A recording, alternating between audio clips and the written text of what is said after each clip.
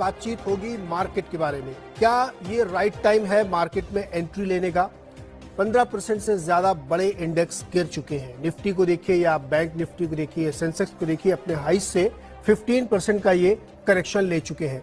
Mid cap और small cap में तो 25% से ज्यादा के करेक्शन है। तो क्या ये सही वक्त है मार्केट में पोर्टफोलियो के लिए एंट्री लेने का, या अभी थोड़ा और इंतजार करना चाहिए? हर दिन बड़े पैमाने पर एफआईआईज की तरफ से बिकवाली है। आमतौर पे आप देखिए तो एक महीने में करीब 40,000 करोड़ तक की बिकवाली हो रही है। ये भी समझना जरूरी है कि बिकवाली क्यों हो रही है और ये कब रुकेगी, क्योंकि इसके रुकने के बाद ही ऐसा लगता है कि बाजार में एक बॉटम बनेगा और वहां से तेजी आएगी।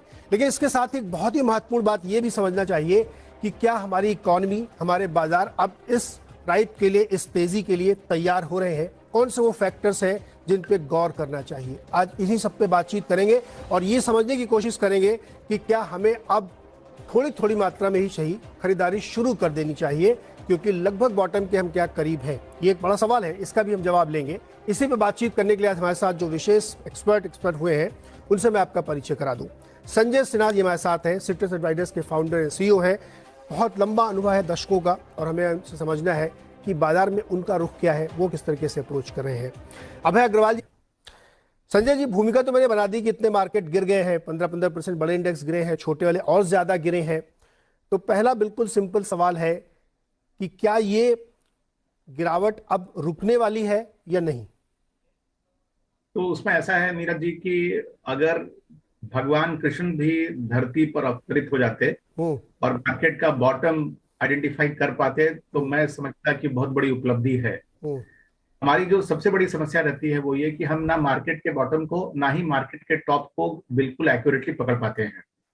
हमें ये समझने की जरूरत है कि निवेशक के रूप में हमारे लिए इक्विटी एक एसेट क्लास है जिससे कि हमें मुनाफा कमाना है, और ये मुनाफा हम मार्केट के बॉटम को पकड़ के नहीं कमा सकते, बट एक मेथोडिकल और डिसिप्लिन रूप से मार्केट में पार्टिसिपेट करते हुए ही हम कमा सकते हैं।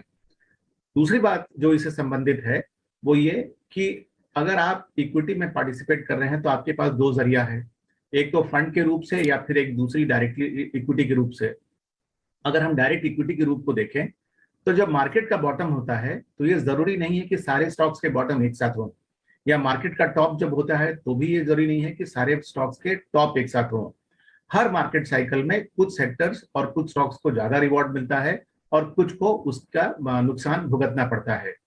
आज हम जिस मार्केट से गुजर रहे हैं वहां पर एक प्रेशर तो पूरे ओवरऑल बाजार पे है, जो कि आपने बताया कि एफआईआई की सेलिंग और कुछ और कारण है जो कि मुझे लगता है कि आप शायद कार्यक्रम में डिस्कस करेंगे जरूर।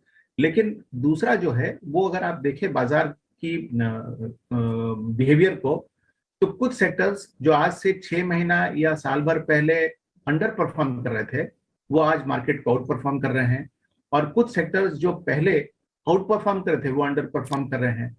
तो मेरे ख्याल से जो इस बाजार में लॉन्ग टर्म विनर होगा वो वही होगा जो कि सिस्टमैटिक रूप में बाजार में पार्टिसिपेट कर रहा है, ना कि वो जो बाजार के परफेक्ट बॉटम को पकड़ के किसी लक के द्वारा उस बॉटम को उसने पकड़ लिया। जी अभय जी, पिछले साल एफआईआईज ने 2021 कैलेंडर ईयर में करीब 1 लाख करोड़ या प्रिसाइसली 92-93 हजार करोड़ की सेलिंग की थी। इस साल 12 मई तक के हम आंकड़े लेके चल रहे हैं, 2 लाख करोड़ बेच चुके हैं सिर्फ अभी 4.5 महीने आप कह सकते हैं। क्यों बेच रहे हैं इतना? ये ऐसा क्या उनको यहाँ बुरा दिख रहा है? नहीं नीरज जी, कुछ उनको बुरा नहीं दिख रहा है, थोड़ा वैल्यूएशन के इश्यूज हैं जो मेरे को लगता है क्योंकि वो बेच रहे हैं इसलिए लोग कह रहे हैं कि वैल्यूएशन ज्यादा है इंडिया की तो वो बेच रहे हैं। पर इसका रियल रीजन ये है कि ग्लोबली जो है लिक्विडिटी टाइट हो रही है, और जैसे जैसे जो 2008 ग्लोबल फाइनेंशियल क्राइसिस के बाद फेडरल रिजर्व ने पूरा लिक्विडिटी भर दिया था मार्केट को और भरे जा रहे थे, अब वो 14 साल बाद वो रिवर्सल हो रहा है इंटरेस्ट रेट का। तो ये जो 14 साल तक पार्टी हुई मार्केट में लिक्विडिटी ड्रिवन, जहां पे आप 25 बेसिस पॉइंट पे यूएस डॉलर में बोरो करके दुनिया में कोई भी एसेट में आप इन्वेस्ट कर सकते थे, स्टार्टअप्स में, क्रिप्टोज में, इमर्जिंग मार्केट में, और अच्छा स्प्रेड बना के प्रॉफिट बना सकते थे, वो बहुत सडनली अनवाइंड हुआ है। वो carry US dollar carry trade, और यूएस डॉलर कैरी ट्रेड के अनवाइंडिंग से काफी फोर्स सेलिंग है ग्लोबल हेज फंड्स की। आप टाइगर ग्लोबल को देखें, सॉफ्ट बैंक को देखें, तो मतलब 40-40, 50-50% ये बड़े हेज फंड्स हैं, वो ऑलरेडी उनका एनएवी डाउन है दिस कैलेंडर ईयर में।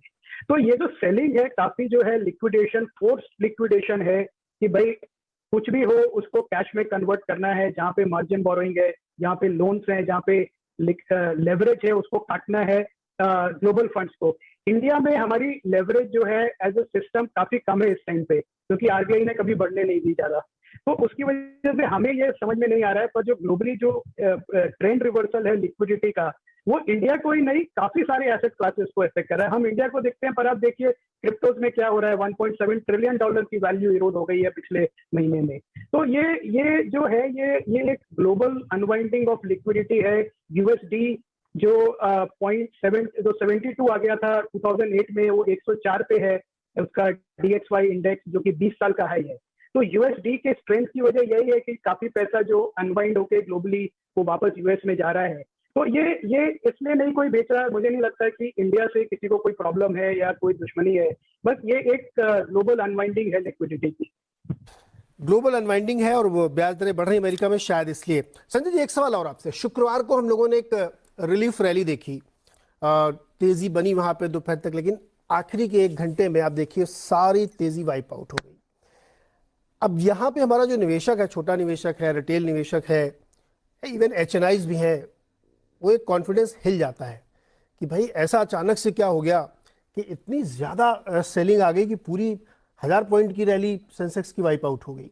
तो ये जो ट्विस्ट एंड ट्रेल्स आते हैं मार्केट में, इसको थोड़ा हमारे रिटेल इन्वेस्टर को समझाइए कि इसको कैसे इंटरप्रेट करें, कैसे अपने दिल को मजबूत बनाए रखें ऐसे देख करके।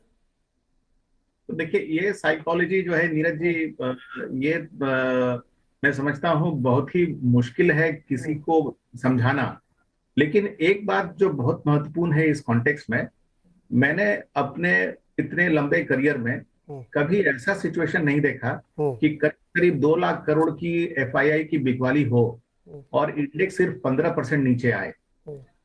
इसके पहले की एक्सपीरियंसेस अगर मैं आपसे शेयर करूं तो 35,000 करोड़ की सेलिंग पे बाजार करीब 50% धंस जाता था। तो आज ये जो हमारी मार्केट की जो स्ट्रेंथ है, वो हमारे ख्याल से रिटेल इन्वेस्टर के पार्टिसिपेशन के कारण ही है। अब वो पार्टिसिपेशन भारत की ग्रोथ स्टोरी पे अटल विश्वास के कारण है, या फिर दूसरे एसेट क्लास में कुछ अट्रैक्टिव रिटर्न नहीं मिल पा रहा है इसलिए equity as an asset class के प्रति उनका झुकाव है, या फिर ओवरऑल अगर आप देखें तो जिस तरह से कन्वीनियंस अब अवेलेबल हो गया है इक्विटी ट्रेडिंग में, उस सुविधा के कारण है। इन सब कारणों को एक एक करके देखना पड़ेगा। लेकिन एक बात तो निश्चित रूप से है कि अगर शायद हमारे रिटेल इन्वेस्टर का पार्टिसिपेशन स्टॉक मार्केट में अब जितना अभी है, अगर उतना नहीं होता तो शायद हमारी मार्केट्स की हालत बहुत ज्यादा खराब हो गई रहती। मतलब अगर आप आंकड़े से जाएं तो आज ट्रेडेड वॉल्यूम जो होता है मार्केट में, उसमें FII और DII का हिस्सा तो अब छोटा हो गया है। 40% जो है हिस्सा वो तो रिटेल इन्वेस्टर का होता है। तो ये कॉन्फिडेंस जो है वो हमारे ख्याल से बहुत इंपॉर्टेंट है। एक जो छोटा ऑब्जर्वेशन है आज के मार्केट में, चूंकि आपने आज के मार्केट का सवाल उठाया, भले सेंसेक्स निफ्टी में गिरावट आई हो, लेकिन अगर आपने देखा हो तो mid cap and small cap index जो है वो पॉजिटिव बंद हुए। हमारे रिटेल इन्वेस्टर का पार्टिसिपेशन इस सेगमेंट में ज्यादा है। लार्ज कैप के बदले वो small and mid cap segment में ज्यादा पार्टिसिपेट करते हैं। और पिछले 3 महीनों का एक्सपीरियंस अगर आप छोड़ दें तो लोगों ने अच्छे पैसे भी बनाए हैं काफी सारे स्टॉक्स में, और शायद पिछले 3 महीनों में काफी हद तक वो पैसे गवा भी चुके हैं। लेकिन जो मिड एंड स्मॉल कैप में जो रिटेल इन्वेस्टर का इंटरेस्ट है वो बहुत फैला हुआ है। और शायद ये सेगमेंट जो है, पहले की जो करेक्शन होती थी उसमें मिड एंड स्मॉल कैप बहुत ज्यादा करेक्ट करता था। इस करेक्शन में जो अगर अभी अंत हो गया तो अच्छी बात है, अगर और करेक्शन अगर होगा तो भी मैं समझता हूं कि शायद mid and small cap index में उतना करेक्शन ना हो जितना कि लार्ज कैप इंडेक्स में होगा।